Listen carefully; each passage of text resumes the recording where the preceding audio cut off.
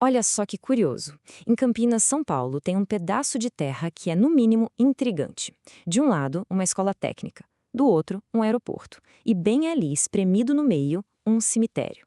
À primeira vista, parece só uma coincidência meio esquisita, né? Mas a conexão entre esses três lugares, ela conta uma história muito, mas muito maior sobre o chão que a gente pisa aqui no Brasil. Porque esse mesmíssimo chão já teve outras caras, outras funções. Onde hoje se formam profissionais, antes se colhia café.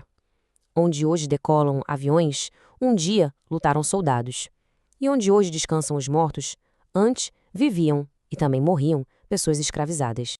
Então, fica a pergunta: o que é que conecta esses lugares de verdade? A resposta não está no mapa de hoje, não. Ela está enterrada, literalmente, sob o asfalto e a grama, em várias camadas de história que não moldaram só esse terreno, mas a nossa sociedade inteira. Vamos então para a primeira camada dessa história, a terra que era dos barões e das batalhas. O nome da região já dá uma pista, Amarais. Vem da família Amaral. No século XIX, eles eram os todo-poderosos barões do café, donos de um mar de plantações. Mas aqui tem um ponto crucial. Toda essa riqueza, à base de uma era inteira, foi construída com o suor e o sangue de pessoas escravizadas. Dá uma olhada na linha do tempo desse lugar.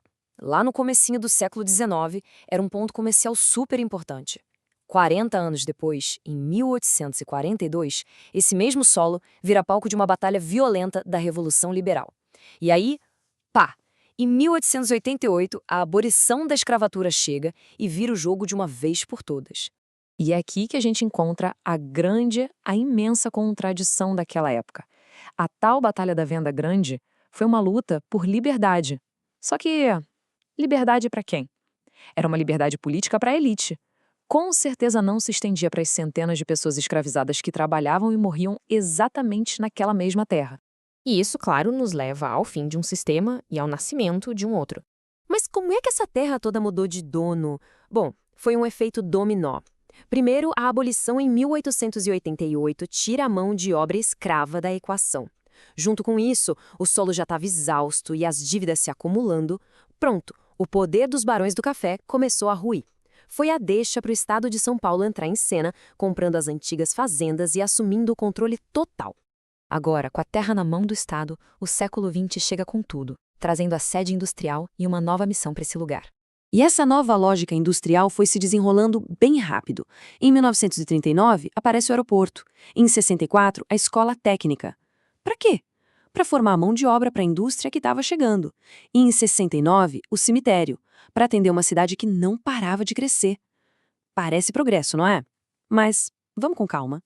A verdade é que o Estado, entre aspas, herdou as terras dos barões justamente quando o modelo de fazenda baseado na escravidão faliu. Essa passagem de bastão não foi um acaso do destino, foi uma consequência direta do fracasso do sistema antigo.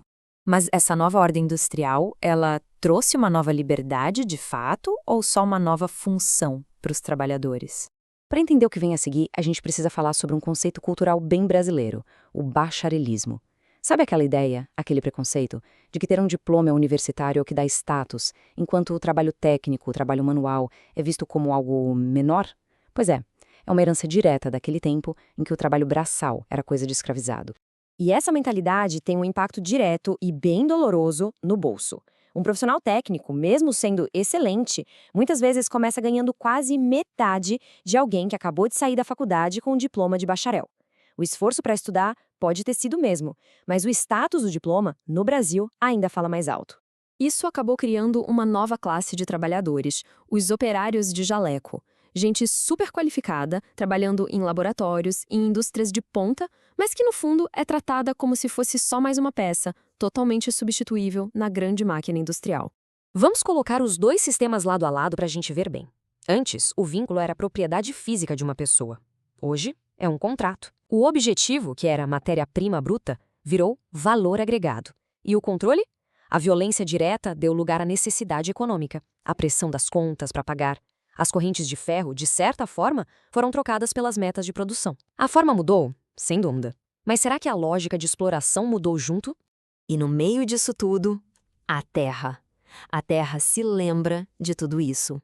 E é nesse ponto que o cemitério vira um tipo de monumento, mesmo que sem querer, a todo esse ciclo. Enquanto a elite dos antigos barões descansa em túmulos de mármore no centro da cidade, esse aqui se tornou o lugar de descanso final da classe trabalhadora, dos tais operários de jaleco. Se a gente parar para pensar na energia desse lugar, temos 4 forças gigantescas atuando. A da guerra, com as lutas de poder, a da morte, com o fim dos ciclos, a do voo, que é o desejo de escapar da própria condição, e a do estudo, a busca por uma mudança através do conhecimento. A escola está literalmente espremida entre todo esse passado e a promessa de um futuro. É como se, no lugar das correntes de ferro de antigamente, o novo sistema usasse outras correntes. A do currículo, a da meta de produção, a do salário mínimo profissional. E tudo isso nos deixa com uma pergunta final, uma provocação. O conhecimento, esse que é ensinado na escola técnica construída em cima de um campo de batalha, ele é de fato uma ferramenta de libertação ou ele se tornou apenas a nova engrenagem de um sistema que, no fundo, é muito, muito antigo?